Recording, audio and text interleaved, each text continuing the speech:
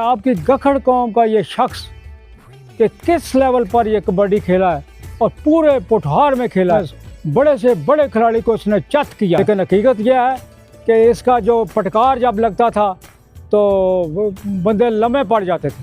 असां मौजूद हाँ लहड़ी विच मोहम्मद मुनीर खान कैनी साहब। असां इन्हां कोल पुछां खिता पठवार ने अंदर कबड्डी ने बारे। मैं शुरू करसा कॉलेज थू, ठीक है, तो मैं 64-65 कॉलेज दाखिल होया गवर्नमेंट कॉलेज पिंडी।